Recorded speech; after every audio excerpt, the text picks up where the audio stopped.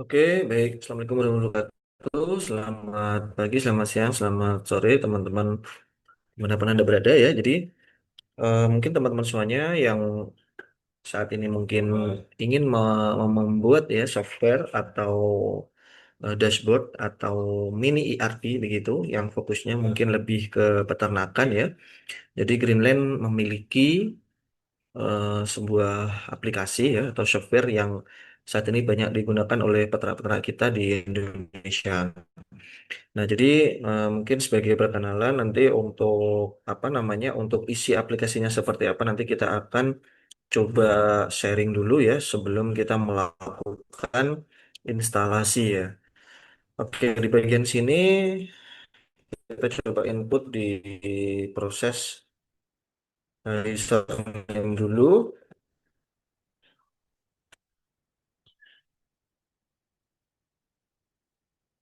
Jadi ini adalah nanti hasil dari deployment dari proses aplikasinya nanti seperti ini.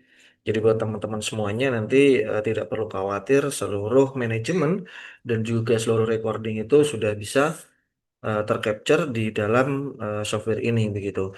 Jadi di bagian ringkasan dashboard di sini kita memiliki ringkasan produktivitas kandang, ada perolehan telur akumulatif, kemudian ada ringkasan inventory di sini. Ini secara global nanti ada lagi yang di dalamnya ya. Kemudian di sini ada ringkasan grafik, tren HD ya. Kemudian ada logistik vs stock. Dan ini bisa difilter juga. Nah, kemudian di bagian atas ya di bagian filter di situ. Jadi di sini nanti berdasarkan kandang yang diregister. Oke, nah jadi kita akan coba masuk di bagian menu ya. Ini tadi kita di dashboard. Kemudian kita akan masuk ke daftar tugas ya. Daftar tugas itu isinya seperti ini. Jadi ini yang nanti akan men-trigger ke alarm. Kemudian ada papan catatan di sini. Kemudian ada lagi data kandang. Data kandang ini sudah tersedia kode aset ya, nama kandang, populasi, investasinya berapa nanti dimasukkan otomatis di sini, masuknya berapa nanti otomatis. Oke, kemudian kita ke daily recording ya, daily recording seperti ini. Daily recording ini sudah dilengkapi dengan HPP ya teman-teman. Jadi misalkan di kandang produktivitas apa total operasional berapa nanti kelihatan untuk HPP per kilo maupun per butirnya di sini. Dan di sini kita juga sudah tersedia pilih kandang ya. Kemudian ada pilih fase. Jadi kalau buat teman-teman yang untuk DOC itu juga sudah direkomendasikan. Oke, kemudian di bawahnya ada data vaksin ya. Data vaksin ini juga sudah terintegrasi dengan kandangnya, metodenya apa. Kemudian pilih kandangnya, kandang nomor berapa ya. Kemudian di sini ada jenis vaksinnya juga. Misalkan, nah ini juga sudah tersedia.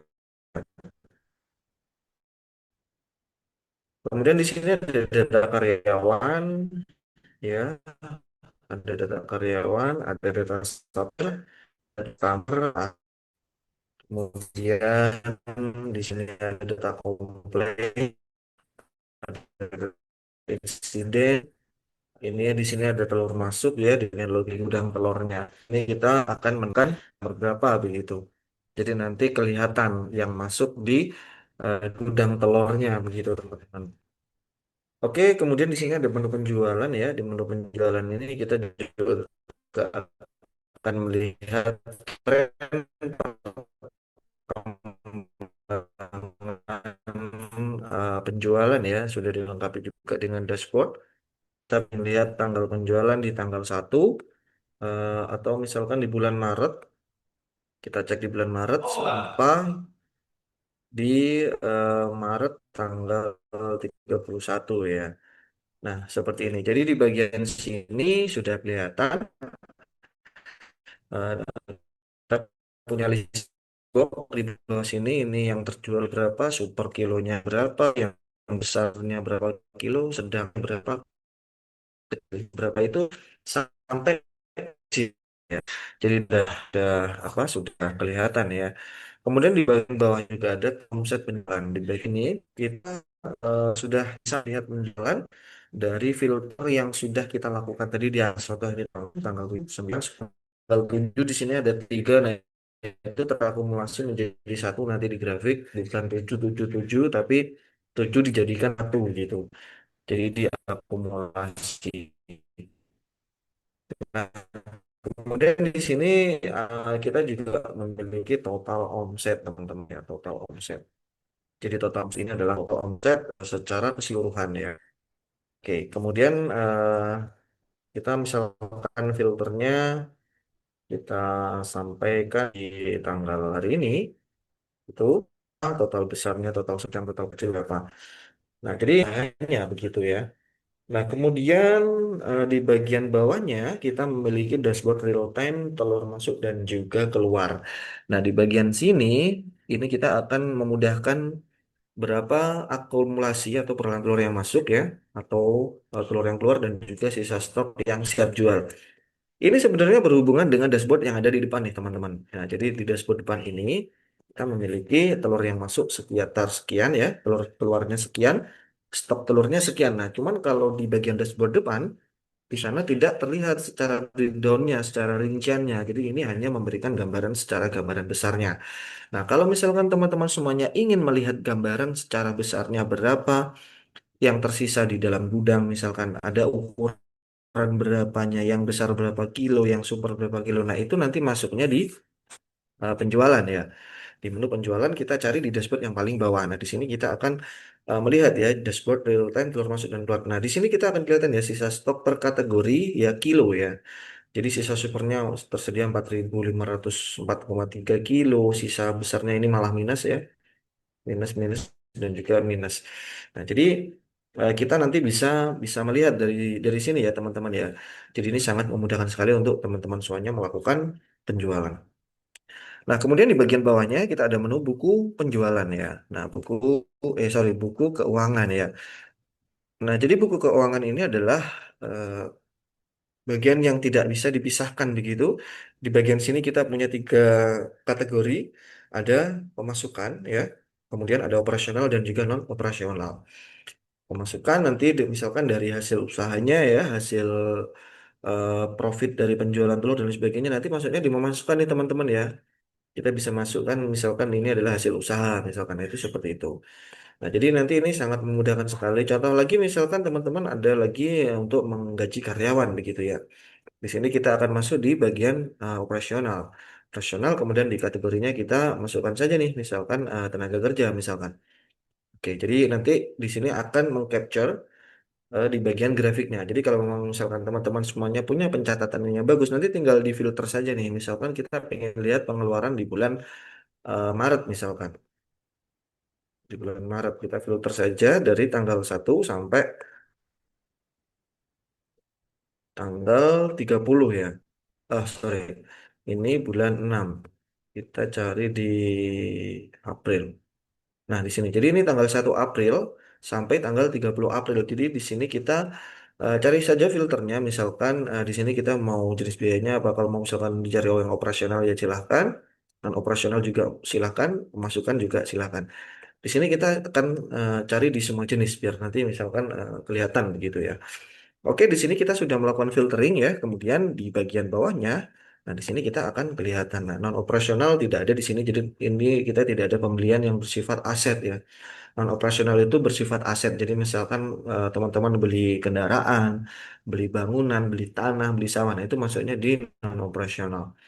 Nah, di operasional kita melakukan pembelian 7.450.000 teman-teman ya. Kemudian di pemasukannya di sini ada 125 juta. Wow, tinggi banget ya. Nah, jadi ini sangat memudahkan sekali untuk teman-teman semuanya melakukan analisis arus kasnya. Ya, begitu ya. Nanti kalau dari pemasukan ini, saya pengen lihatnya di grafik pemasukan nih. Bagaimana caranya? Nah, baik, nanti di bagian semua jenis kita cari di pemasukan.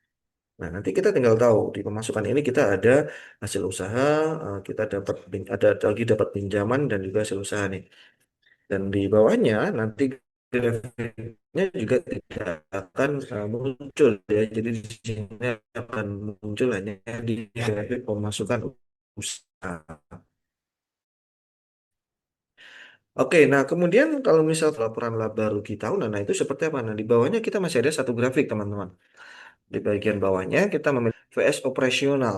Jadi di sini kita komponennya punya omset ya, kemudian ada total operasional dan juga net profitnya. Jadi misalkan teman-teman pengen lihat profit di bulan Januari sampai Maret misalkan, nah itu berapa gitu. Nah itu kadang kalau misalkan kita melakukan perhitungan manual, kadang nanti kadang nggak tercapture begitu ya. Jadi kita ada kalkulasi yang salah. Nah di sini sistem sudah mengkalkulasi.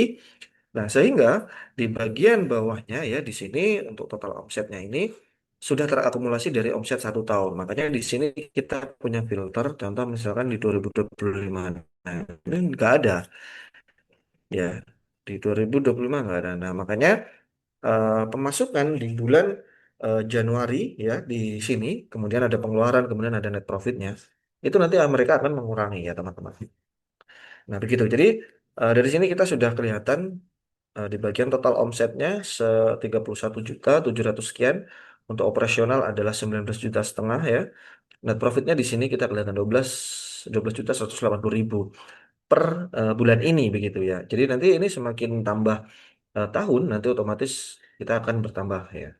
Nah, kemudian tidak hanya itu, di bagian bawahnya kita juga masih lagi memiliki breakdown secara cash flow. Jadi di bulan Januari ya, penjualannya berapa, beban operasional berapa, profit atau loss profitnya berapa misalkan. Nah, ini nanti kelihatan sekali teman-teman. Ya, jadi kalau misalkan ini diaplikasikan ya di manajemen teman-teman semuanya, ini sangat membantu sekali. Nah, belum lagi nanti di sini kita juga memiliki apa namanya evaluasi yang sifatnya itu berkala begitu ya. Jadi ini sudah bisa dipantau dengan menggunakan handphone, menggunakan tab ya seperti itu. Oke, baik. Kemudian di bagian bawahnya kita ada lagi yang namanya master stock nih, teman-teman. Nah, master stock ini juga sangat memudahkan sekali. Jadi di sini kadang kebocoran biaya itu muncul. Kenapa seperti itu? Karena kita nggak tahu berapa proses stok masuk yang terjadi di apa di gudang stok kita begitu ya. Kemudian ada lagi total stok keluarnya. Kemudian nah ini kadang juga tidak terkontrol. Nah, sehingga peranan dalam gudang pakan atau gudang stok ini sangat penting. Terlebih lagi kalau misalkan kita memiliki stok yang terpendam nih teman-teman yang nggak bisa keluar. Nah, di sini kita otomatis keuangan ya, keuangan atau operasional kita itu di sana ada yang mengendap. Nah, makanya di sini kita memiliki fitur di mana kita bisa melihat berapa rupiah yang terpendam di dalam stok. Begitu.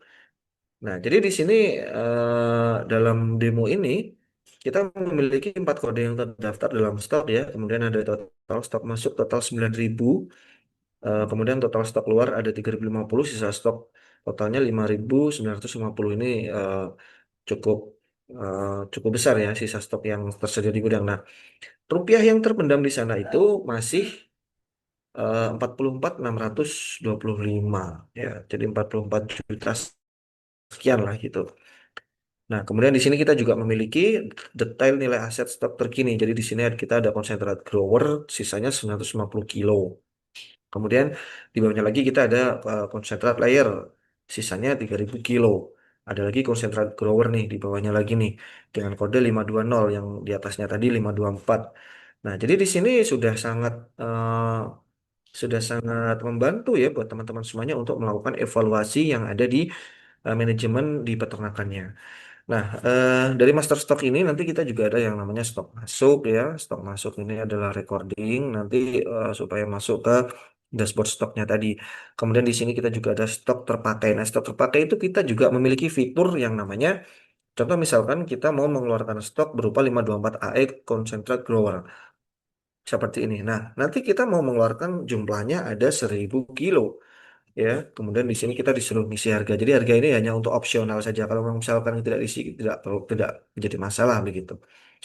Kita isikan nol saja ya. Kemudian untuk kandang ya di sini. Nah ini kita sudah memiliki fitur di mana nanti peruntukan kebutuhan konsentrat untuk pengeluaran itu digunakan untuk kandang nomor berapa. Nah itu kita sudah memilikinya. Jadi contoh misalkan di sini kita ada yang namanya eh, kita contohkan kita masuk di kandang D ya, petugasnya misalkan Angga. Kemudian kita catatannya oke, nanti kita langsung simpan.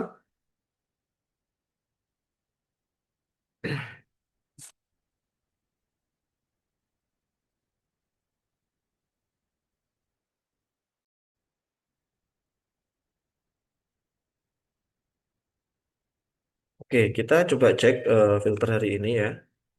Hari ini tanggal 10 ya teman-teman. 10 Mei. Oke, tanggal 10 Mei sepertinya sudah masuk. Tadi kita sudah lihat ya.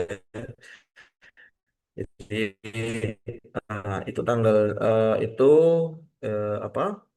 Yang tadi kita sudah catat ini pengeluaran hari ini ya sudah masuk di kandang D langsung terotomatis ya di sini. Oke. Oke, kemudian yang di bawahnya ada stok masuk, stok terpakai, dan untuk tentang aplikasi ini adalah pendukung ya buat teman-teman misalkan untuk masuk ke web, analisis data peternakan menggunakan AI, lihat harga dulu di pasar, tutorial, dan di sini kita sudah tersedia. Oke, jadi mungkin seperti itu. Nanti kita akan coba bahas bagaimana cara proses deployment-nya supaya menjadi sebuah aplikasi seperti ini. Oke, baik. Mungkin itu saja dari saya. Terima kasih atas waktunya. Assalamualaikum warahmatullahi wabarakatuh.